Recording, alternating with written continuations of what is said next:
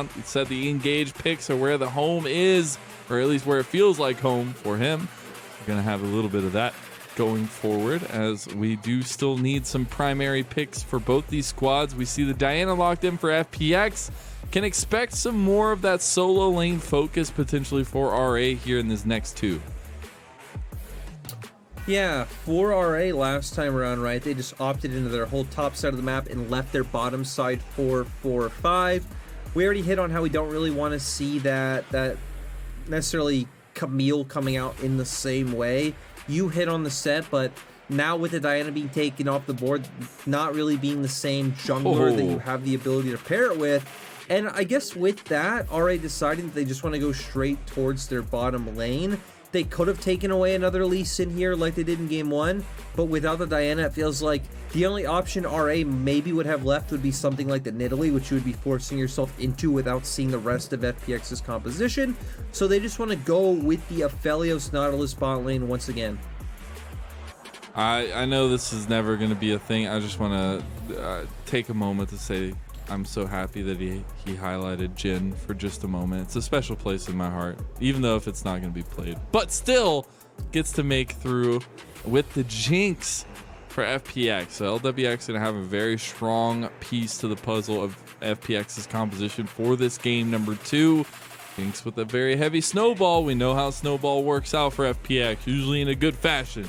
Nidalee is the first ban of the second phase for FPX, definitely targeting the Yen's champion pool, maybe just trying to get a little bit more focus towards that role for RA where they have found success in the past. I do like the Lee Sin banned away though by RA. Yeah, I think both bans make sense, right? You take away the Nidalee away from what RA can do, really being the only AP jungler left open that they can play.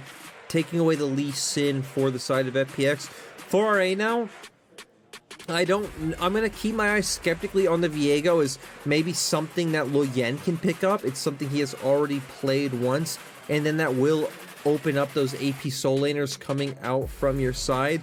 We've already seen him play, we've already seen FoFo specifically play things like the Rise coming out, Silas now being off the table, so losing another potential option might make that harder, but just a ton of soul laners being banned out on both sides, right? The Silas, the LeBlanc, Nocturne, Akali, both Renekton and Lee Sin are flex picks, so we're really going to get down into the niche options of these champion pools. That's what I love about this, and honestly what I love about both these teams, right? They're willing to pull out those niches. They're willing to pull out certain things that maybe don't look the best on paper, but they can perform so well.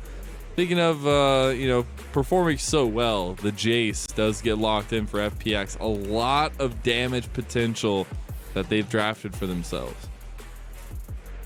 And they're going to keep their composition to being able to play off a range. It's going to do extremely well at kiting back.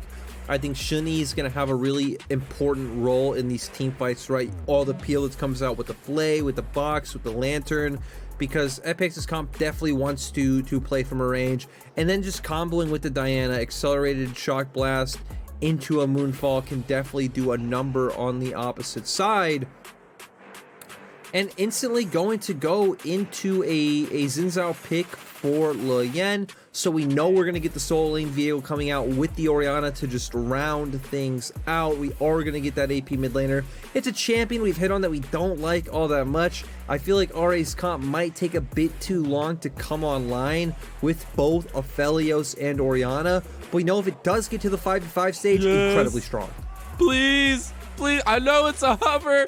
I know it's a possibility. It's going to happen, Mazel. They're locking it in. I just want to see it. I want this to be a part of my life. I want to yell charge while Doinb goes in, but no bias, I promise. We do get the Kled locked in for Doinb there. I want to take a moment to go back to what you were talking about for RA, where maybe there's some moments where you're thinking, it takes a little bit of time. You need that effort to get those incremental advantages so you can get to that safety point that RA feel comfortable in the mid to late game.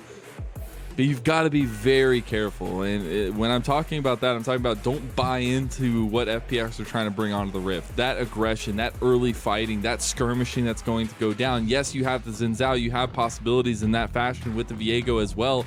but your composition, I feel like, succeeds as you get further into the game, as you get into those objectives, into those corridors around those objectives in the later parts. So I'm really looking at RA here, not to get, you know, trapped or bogged down by what FPX are bringing onto the Rift. I feel like the problem is it feels too easy right now to force a team into a position where they have to come out either from their set lanes or from their base later on to where they need to fight you. And if FPX can accrue enough of a gold lead early on, that's going to feel great. Even if it's not too much of a gold lead, they themselves still have the Jinx. They still have a lot of burst damage coming out with the Jayce and Diana combo. So we might even see positions where they can just outright burst down the Aphelios before he's able to get off any of his late game damage anyway. So I think FPX's comp will always have options. FPX's comp, I think, should have the onus to be able to get ahead. Sure, they do have the jungler who needs to farm till 6, unlike the Zinzo on the opposite side. But once they do start getting those ultimates out, it feels like Doinb and Tian are going to have a massive influence on this map. Yep, early game can be topsy-turvy, but those level 6s are where the fireworks really start to show. Here we are, game number 2, FPX versus Rare Adam. FPX looking to make it an easy night, keeping red side, or at least being on red side twice in a row, getting compositions that fit them to a T. And RA needing to find the execution, needing to find some stable ground to stand on here in this series.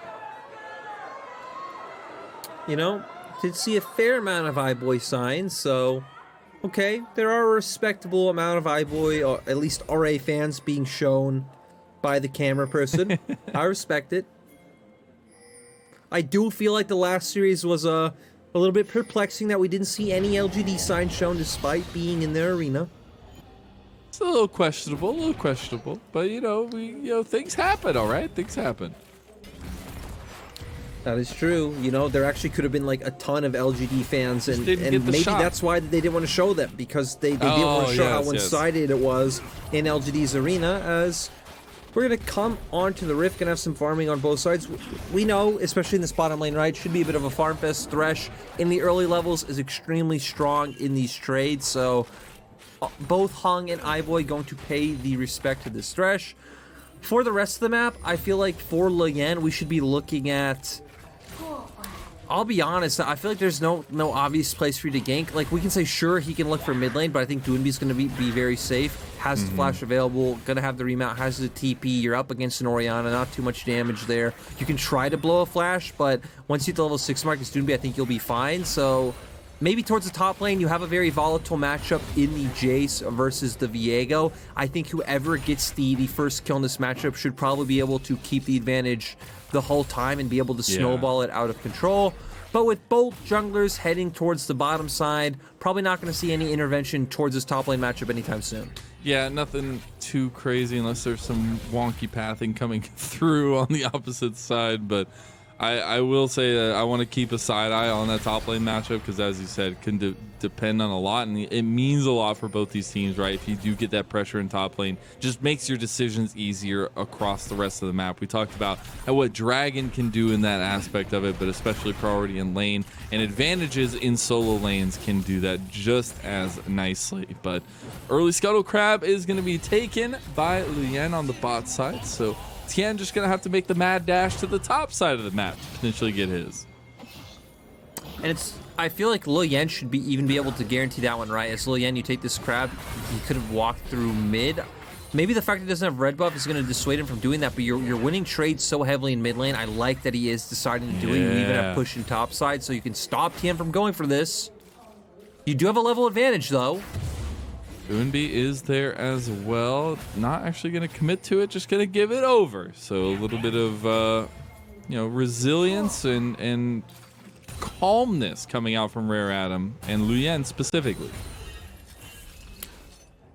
You know, it would have depended on, us being able to see top wave, but if Cube would have been able to find a window to where he could have moved earlier, I think despite the level disparity, Leyan probably would have been able to find a window where he's able to go for the contest. But overall, going back to that same low-risk, incremental gain playstyle we talked about for them, he's going to be behind on tempo in terms of clear. That's a bit expected. He's up against the Diana, so Tian gonna come back on the map first. And for Tian, he's still not really looking for any windows. We've seen that he hasn't had lane prio in any of his lanes. Doinb is going to get to the point now where he can start threatening some sorts of all-ins. Isn't level 6 yet, but is extremely close to that mark. And for FPX, I feel like we're going to start seeing a sudden burst of action very soon, despite the fact that we said, hey, they want to be looking to get ahead. It's not too bad that they've just been focusing on their own situations for the first 5 minutes. Yeah, and we were setting up that, like, we're looking for those level 6s, right? When it all kind of comes together, you get the charge on top of Tian, trying to get into the fights, things like that. It's quick to join the fights at least, but this is a moment right before level 6 where Tian is in some trouble. He has to flash away. Cube might be looking for the chase down. Tian's gonna be in some trouble here. He's gonna go down first blood as the soul gets possessed, and Cube is on the board for RA. Yep, nice punish coming out from RA. FPX think they find a window where they're able to just counter jungle and topside and there won't be any response. But Cube knows to make his way over. Leyan was already heading up towards his topside jungle. You know, FPX should have known that Leyan did go for that play for the fact that he did take bot side scuttle, so they at least know he probably started top side. As I'm going to pause because Shenyl is making his way up here, does have vision, isn't spotted out by Cube. I don't know if Cube knows necessarily if that's going to be there. Shenyl not able to find the death sentence angle. Was there just for the backup. Doinb on the back side of that one. Actually not going to do it either. Just going to complete the back through. And good tries from FPX, but it's RA coming out on top early on, especially with the cross-map play of the Dragon. Yeah, really nice reaction coming out from them. I also love that they're zoning out Lwx from farm. Pretty big gold lead for RA right now in terms of that bottom lane matchup. About 400 right now just on your AD carry. So slowly building your way up into, you know, right now it's 400. You're able to build up 400 more. That's the advantage of a pickaxe. You have a pickaxe over the enemy AD carry in lane, that can turn into a BF sword. It could, you know, just snowball out of control with the amount of trades that you're able to win. But Tian right now is here. Ooh, flash comes out from iBoy. Maybe a response gank coming out afterwards, or in just a little bit at least, to try to punish iBoy. That will be a big flash burn from RA, but they are fine in moments like this, right? We've talked about them just wanting to buy time, scale up, get to moments that they feel comfortable in. And yes, you do lose that flash, but that just means you play defensively and you can make it through. It's one of those things where with Rift Herald, apparently doesn't matter. iBoy and Hong going in on Lwx, who also has to burn his own flash. Not gonna burn the heal this time around, but both bottom laners for FPX have their flashes burnt. And that was a pretty nice trade for RA, because if RA decided to look for the Rift Herald, the fact that iBoy doesn't have flash but enemy bot lane does, I think could have been pretty massive in giving FPX an easy window to punish, but you not having a window to punish for yourself. We see RA able to force out those flashes, pushing bottom wave, and it looks like they're going to start making their way up. As Cube, though, probably going to go down. Heartbreaker comes out, but Nuguri slams the kill down.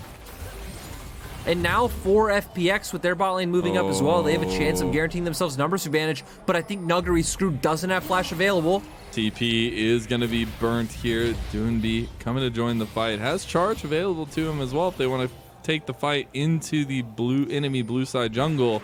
Looks like they're just going to transition that into mid lane. A lot of members down here as Hung is here as well as iBoy. FPX are going to back off of this mid-wave push. It's RA. We're actually looking for the fight if FPX pushed any further forward. Yeah, Nuguri wanting to back and buy straight Dirk and Vampiric Scepters. So, seeing a lot of gold, deciding that they don't want to fight this one right now. Gonna go for the gold trade on the opposite side of the map. It looks like there are camps available. There is a big wave down in that bottom side, so you can just keep trying to get gold on Lwx, and Tian might just be setting up for a steal. In the end, decides against it, goes for the Krugs, and already gonna be gifted over the free Rift Herald. I think both teams had done a pretty good job of like trading on different waves to get push and forcing each team off. In the end, RA are the ones who win the stalemate, though. They do, and they've actually got a lot of decent advantages around the map so far, and the movements have been really nice. And we've seen multiple times already FPX's game plan, right? They've been trying to make plays, and every time it just hasn't been there because RA are too quick on the movements or just too quick on the defense.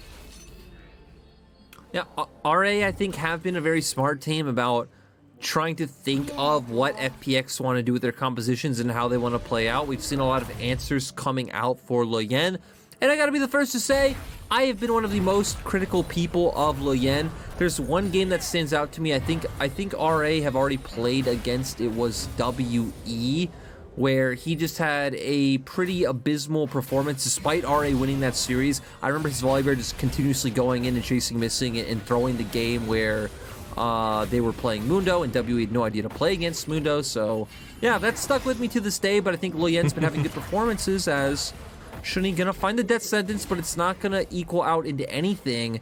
Dragon coming up in a minute. Sure, you got the blue buff contest, but no real vision able to come down just yet. Both top laners gonna have TP. Oh, Doinb in some trouble here. Does have the air trap on a rope. Gonna be able to get a decent amount of damage back, but Rift Herald's gonna be spawned in mid lane. The rest of FPX maybe going up towards it, trying to stop it from taking as many tower plates as possible. As Doinb is gonna be left to his own graces here. And FPX are the ones getting pulled around the map this time around. Yeah, FPX really getting abused with the fact that they drafted melee mid laner. Sure, Doinb's kept up in farm, but not being able to find any semblance of push power just yet. Tian going for the early counter jungle, was punished for it. Not necessarily behind in terms of his clear, but has been behind in terms of being able to find windows to make the plays that he's been looking for ever since. So not able to find any of those setups where you have Doinb looking for the charge, helping Tian be able to get onto the backline. You have Nuguri and Lwx following up with all the damage from the backline themselves. Does look like FPX want to try and get prio and pressure through bot. Maybe lean down there, see if you can get a gank off, then turn to Dragon. But Tian gonna have the confidence to just turn straight onto Dragon itself. But FoFo is here. Charge available from Doinb in mid lane, but the RA members have already gone forward, and Shenyl in some trouble. Dragon already down though, so FPX get the objective. The charge is here, and Doinb goes in after Tian. Lwx is untouched on the side, but he needs to be careful. Tian gets dragged down. Beautiful plays, and now FPX are running away. Rare Adam have pulled out huge in this fight early on. It's 5-1, and we got a party. It's Rare Adam. And Tian, and I think it was Lwx getting pretty close to being able to find kills onto the RA bot lane, but not able to close it down. And the fact that Tian jumping in by himself, getting chunked so low, it just made it easy for RA to be able to turn the fight. Sure, not turning into too much, but 2k gold advantage for RAs. We're gonna see here. Just starts off with Shenyl finding the hook. Shenyl gets taken extremely low early on. Is just gonna be picked off right away. And FPX decide to commit to the fight here. Doesn't matter if they're at a numbers disadvantage. They get onto FoFo and iBoy. But there it is, the Moonlight Vigil coming out, making sure that Tian is low and able to finish off that kill. And then with the numbers advantage, it feels like RA are just able to keep it continuously going, especially with the fact once Cube got involved, that was Reset City that we were talking about, right? He was able to have such a massive impact in that skirmish. I will say during that replay, Shenyl died again, and this time to FoFo. So FoFo actually finding some serious strength on this Orianna already in this game early on. 3-0-2 on the pick.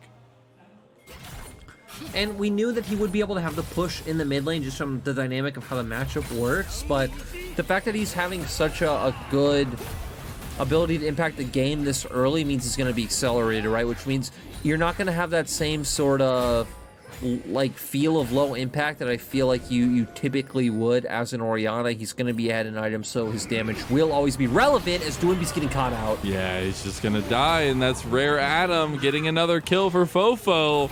7-1 with a huge gold lead at this moment. Red buff is going to be smited away by Tian smartly enough, and we'll be able to get that one back. But RA are feeling very confident off the plays early on. I mean, and it's really just been RA playing well. I know the FPX have made some mistakes. Doinb's made some mistakes. I mean, like, even just right there, right? But for RA, they've done a good job of capitalizing. They've done a good job of setting themselves up for those sorts of plays, hovering towards topside river, leaning, maybe thinking that RA are going to make some kind of gank or dive on topside as, ooh, Tian and Shenyl actually going to be a little bit cheesy. iBoy. Lwx not too far behind either. Hong is right here. This, oh, nicely done. Sniffed out before it can even happen as LWX going to focus the tower. And I will say, even though the Thresh made it through the draft, I'm not feeling the normal Thresh presence that you would on the map that's not been a lead that's been developed by FPX. Look, Mazel, we might have some banger rookies here in the LPL, but this is still Shenyl's very first series. I think, you know, right?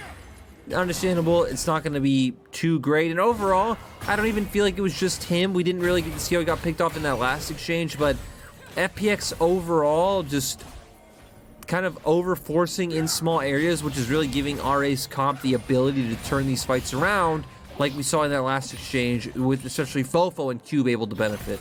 Yeah, I think there still are some avenues in for FPX. I think they have a lot of setup for themselves, right?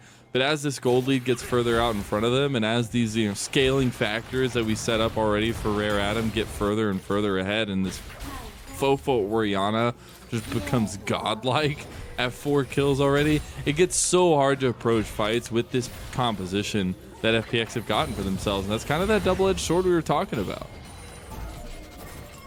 I feel like luckily for FPX, they aren't too behind in terms of items just yet, as iBoy. Ooh, the death rocket isn't gonna hit. iBoy goes down to Tian though. Opposite side of the map, can Nuguri survive against the 4 strong members of RA? It's gonna buy some time, but will eventually go down, and that's gonna be FoFo getting another kill. And while FPX still trying to push bot lane, they do have the Jinx with a lot of speed and taking towers. See what RA want to respond with, how they're gonna move across the map. Looks like they're gonna respond to mid lane where Doinb was trying to take the tower, won't do so just then, but the bot tower, tier 2, does go down to FPX. Nice response coming out from FPX, and it comes down to what we were just about to hit on, is that a lot of the gold lead is just coming out in that mid lane matchup. If you looked at items, FoFo is really the one who has a lot more components than his enemy counterpart on the opposite side. Bottom lane's look about even, junglers look even as well. Top lane looks relatively close. It looks like that mid lane is a big disparity right now, is still 3k gold lead for RA. I think FPX not contesting this is quite understandable and a good choice overall. You've already found picks, you've already found tempo plays on the map. Just keep looking to do that while you can, knowing that RA aren't even on their second Drake until right now. There we go. Yeah, they were able to finally take that one down with the solo from Leyan, the second dragon of the game. First of the Mountain Soul Drakes, but it will just be 2-1 in dragons there, as Rift Herald is already started up by FPX. Leyan tries to go in, does not get the damage down, does not actually get the Rift Herald either, as it'll be scooped up by Tian and gotten out with the Dark Passage from Shenyl. So overall, able to get something off the back of that play. And FPX are one of the teams that you typically don't count out until they truly do lose, or, you know, maybe like an 11k gold disadvantage we can count them out, but we're not quite there yet, as we're going to see the pick go on to bot side. iBoy actually did a decent job of being able to dodge a lot of abilities, but on the opposite side of the map, Nuguri is going to be punished. He's just farming at his turret as well, so not too much he's able to do. Maybe you could go back, see a window where he's able to back off sooner, but at the end of the day, I feel like a lot of times catching the wave and dying as a top laner is better than just outright giving up the wave. That's a concept I've heard numerous coaches or even pro players talk about, and just the effects it can have if you let yourself fall too far behind by giving up too many minions. But coming back, we're going to keep our eyes on to Tian right now and where he's looking to drop this Herald. We're nowhere close to having a dragon up. I think for Tian, we want to see him linking up with Doinb. That's the big combo, not only just because of player names, but he's the one bringing the CC to set up your damage on the Diana. So right now, pathing up towards that top side, maybe meeting up with him, dropping down, trying to help him break open some side lanes and get some gold under his belt. They RA themselves were actually looking for a bot lane play. We'll be able to take this tower down. The last outer tower of FPX going out, but now Cube might be in some trouble here as the rest of FPX have found him. Doinb gets about half of Scarlet's health taken away, but she's gonna have to back away as the rest of RA are now moving up towards the top side of this map. And it's just back to that push and pull that we've seen be so prevalent in this series so far, where FPX are now the ones that just have to kind of dodge out and figure out where they can be on the map, where they can't be, where is marked and where is not.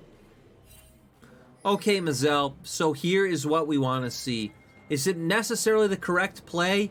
No, not even close. I'm glad that you lead with that. I'm glad you lead with that. It was the only way to lead with that, but what we want to see is the Baron play. We want to see the Baron play right now. Don't even care which team it's from. Both teams have turn potential. You got a Nautilus on one side, you got a Thresh, and actually all you have is the Thresh on the other. That one doesn't give you the best turn, but yeah, for RA, let's do it. Let's tango. Let's go with the Baron play. Let's bring FPX out. Do what they do better than themselves, but for RA, let's be real, Mazel.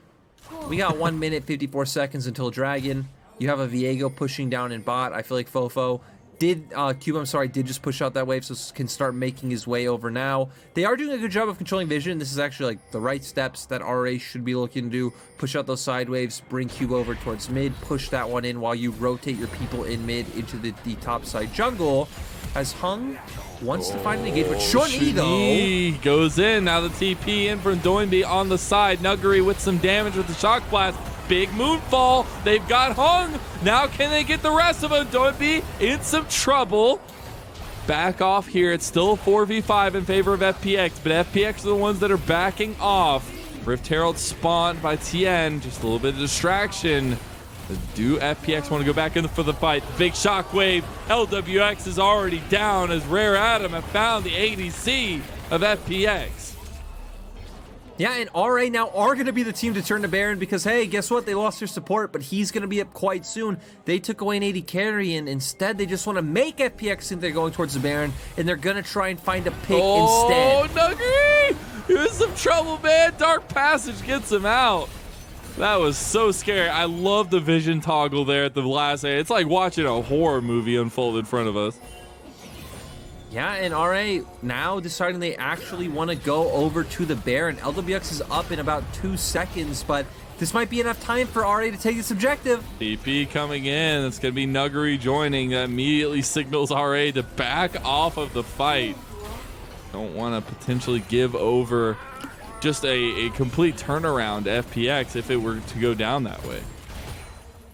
No, and instead with the fact that Dragon's up in 5 seconds, RA being on 2 Dragons already means that this is an easy choice for them to turn to. For FPX, it seems like they're already committed to giving this one up. They're gonna still hover around the top side of the map. Baron's up, RA's on the opposite side. You want Doinb to take that top turret, get more gold under his belt. I think everything from the side of FPX is stock and standard. Close, but no cigar, and FPX instead just going to all in onto this top side. If you look at the minimap, though, FoFo and Cube are both nearby, so FPX should have to concede and back off for now. As we are going to get a replay of Shenyl going for the original engagement there, and FPX able to find a quick pick off of it, but just unable to follow it up, right? Beautiful movement. The Crescent Guard came out nicely timed against Tian to block the Moonfall damage. I think the big thing, right, is just that they don't have a frontliner other than Doinb. So once Doinb gets slow and loses Scarl, they have to back off. And then right here, Leyan, really decisive flash coming out and then just chained with the shockwave. It goes back to FoFo and Leyan being so great at working together like FPX did highlight earlier on. Now we have the setup around the Baron pit here. Doinb on the side has charge available. Yeah, it does have the flank to him, but maybe not the engagement they were looking for. Gets a ton of his health chunked off, and Doinb, Scar's already gone, and FPX are now getting engaged on by the rest of the members of Rare Adam. Leyan on the side, though. The flank from Tian gets one, but is it going to be enough to turn the rest of his? Shenyl is out of there. The shock blasts are not enough from Nuguri. and Rare Adam take their wallet and smack FPX in the face with it. Tian's Moonfall looked really cool, but that's all it did because the other members of FPX not able to follow up with it. RA just doing a ton of AoE damage. I believe iBoy having the shotgun, yep, having the Infernum still from that exchange, was able to just pop multiple members, both holding a good shockwave. And now with the Baron, does look like the series is going to go the distance. I thought after that confidence win in game 1, FPX would be able to close out, but FPX are a team that even when they're behind, play and fight you like they are ahead, and it's opened up an almost insurmountable gold lead for the side of RA. And it all starts with Doinb looking for the engage, thought he had the flank, roamed over, made his way onto Hung, and then bam, Shockwave able to catch out some members of the side of FPX. Tian finds his way in and gets on top of Hung specifically, but the other members of RA are able to keep going forward. The Shockwave setting everything up. We see the Viego Q being able to find a reset to be able to keep the fight going, and that was just a nail in the coffin for FPX. It is looking like an unfortunate moment for FPX after that confident win, as you were saying, in game number 1. They are circling at that 6,000 gold deficit. Now Doinb is going to get caught yet again. Dark Passage going to get him away. He will survive, but the pressure is on here as Baron buff still available for Rare Adam. They're going to continue to press up. Nuguri taking a tier 2 on the top side, though. They're actually able to get a response. Able to get a response, and Nuguri is just going to keep going, going to force FoFo into that 1v1. He's base racing a team with Baron and going against someone who has massive wave clear, so don't know about that one. Nuguri almost has TP up, so if they want to try to turn this into him rotating over, trying to find a flank and hoping to find picks that way, that is always possible, but I don't think there's any good window. And with Dragon up in 1 minute and 20 seconds, FPX maybe just going to wait out that cooldown and hope to set up for a good angle then, or hope Shenyl finds a good pick or a good hook and they can get the fight. He might be just taking out here a lot of damage. Moonlight Vigil on top of it. The chakrams, not enough this time around, but that still means that RA can keep pressuring. As FPX have lost a member on the board, Baron minions still going. Tian maybe wants to go for it here. They've got the flank from the charge of Doinb, but the rest of the fight, Cube is still there. He's got resets aplenty if he can get it off. That was a beautiful moonfall from Tian, but now FPX are split, and you've still got the primary members alive for RA, as Doinb does get Scarl back, does get out with the Dark Passage, but the damage has already been done. Overall, I think that should be better for RA. They should be able to just turn and peel to Dragon, be able to take that one. But the fact that that's 2 for 2, I think is a massive win for the side of FPX, because they should not be going even in any skirmish at this point. But we saw the same problems as before, right? Leyan and Cube going in a lot further than the rest of the team is able to follow up, and already getting punished overall for it. We see the setup for the Dragon there, and Doinb almost walking into trouble, but did not do so. And 3 members of Rare Adam are starting this up. Shenyl does miss the death sentence to start it off. Now TP coming in. That's going to be Nuguri joining the fight. The Dragon's already gone. They've gotten one. The reset's not available just yet as iBoy goes over the wall. FoFo left out to dry in the mid of the Dragon pit. iBoy on the side still has a couple good guns here, but now Leyan has joined, and he's the Zhao. He's the strong point. Crescent guard, the damage is there. FPX are routed as Tian gonna be taken down last. That's an ace for Rare Adam. And Rare Adam just outplaying FPX in the skirmish, especially FoFo and iBoy. So clean. FoFo holding on to his flash for so long, waiting for Leyan to get in there, and then Leyan cleaning up. 20-second death timers on FPX, but RA should be able to get a ton done in FPX's base. They are definitely looking at least an inhib here on the bot side of the map. They will get that one quickly. They do have a huge minion wave pushing top as well, but that's going to be it, at least for the inner portion of the base for now. They don't want to overextend. They don't want to give any possibilities over as they hold on to their 8,000 gold lead. Leyan maybe in some trouble here. Eventually will get out. Oh, that was so close. Yep, and we're going to go straight into the replay. Shenyl and Co trying to fight this off. It is a 3v3 at first. Nuguri does come up, though, so they have this TP coming in. Leyan still decently far away. Hung goes down right away from Lwx, but then I think iBoy playing it really well by flashing over and trying to get some damage off on the side.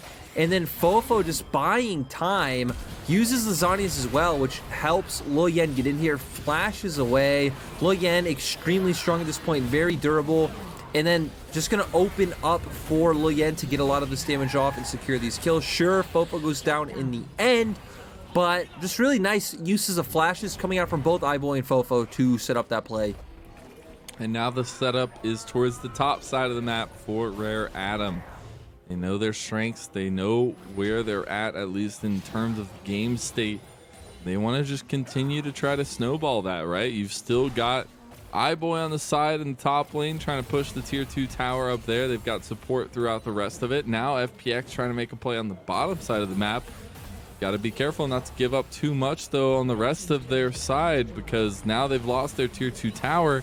And they might be looking at an inhib tower going down as well here to iBoy, as he's already halfway through the health bar, and that's just going to be another inhib. So while FPX were making a play down towards bot, and maybe they're going to continue to do so, they've lost now a second inhib for themselves, and more super minions piling into the base. The big thing is, though, even if FPX and other members are here, FPX can't contest this, so they tried to go for the trade, but I think RA will just end. There's a lot of damage. Oh, the re-engage there.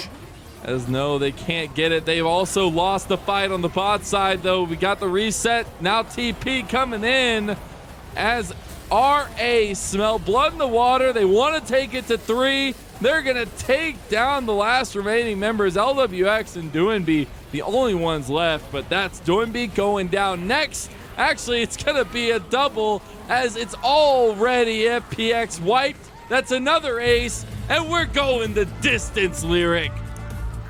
Yeah, RA bringing us 2-3 games. Overall, really good performance coming out from them this time around. The team fighting was on point. Good performances from, I think, numerous members. There isn't really one member that jumps out to be on the side of RA. I think Leyan maybe being a highlight, but at the same time, we still did see a bit of those Leyan and Cube moments coming out from them.